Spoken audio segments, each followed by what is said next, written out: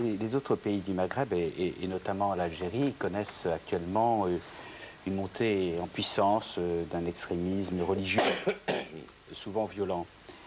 Est-ce que le Maroc pourrait être contaminé, disons? Est-ce que vous êtes inquiet par...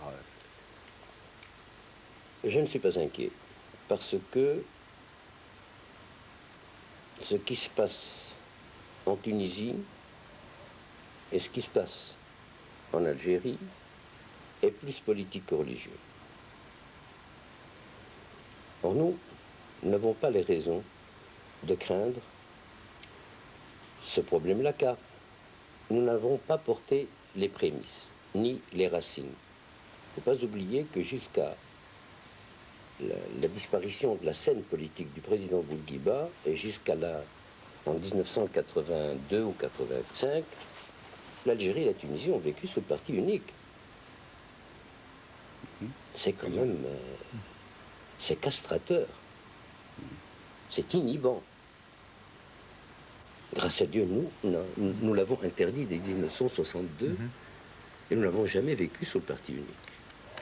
Je crois que c'est la vie sous le parti unique qui a donné naissance à ces phénomènes. C'est à mon avis, l'explication que je donnerai. Vous pensez que si le Maroc est épargné, c'est donc plus en raison de sa vie politique, avec effectivement une dizaine de partis, ou un petit peu plus, que le fait qu'il soit dirigé par un homme qui est aussi commandeur des croyants, donc qui a une responsabilité religieuse, et qui prend donc en compte cet aspect que les islamistes mettent en avant? Je le pense parce que ça fait seulement, tout simplement, 1200 ans que le Maroc est dirigé comme ça. Et que nous nous sommes toujours très bien entendus avec les chiites, et que les chiites respectent justement le roi du Maroc parce qu'il est descendant direct du prophète. Non. Enfin, il y a quand même quelques petits mouvements islamistes au Maroc qui existent. Extrémistes, disons islamistes, le terme n'est peut-être pas, disons extrémistes. Intégristes.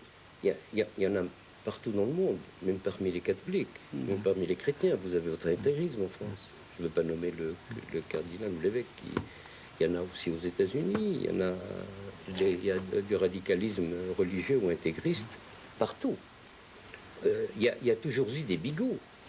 Mais vous les avez à l'œil? Ce qui serait inquiétant pour les extrémismes, qu'ils soient d'extrême gauche ou marxiste-léniniste, si vous voulez, parce que pour moi la gauche, la droite, ou intégristes, je ne dis pas religieux, mais sous forme religieuse, ce serait justement le manque de liberté.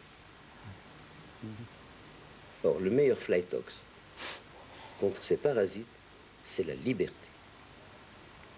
Pas la licence, la liberté. Bien comprise, bien dosée, bien exercée. Et tant qu'il y aura de la liberté dans ce pays, tant qu'il y aura de la démocratie, je ne crains ni les extrêmes, ni d'un côté, ni d'un autre.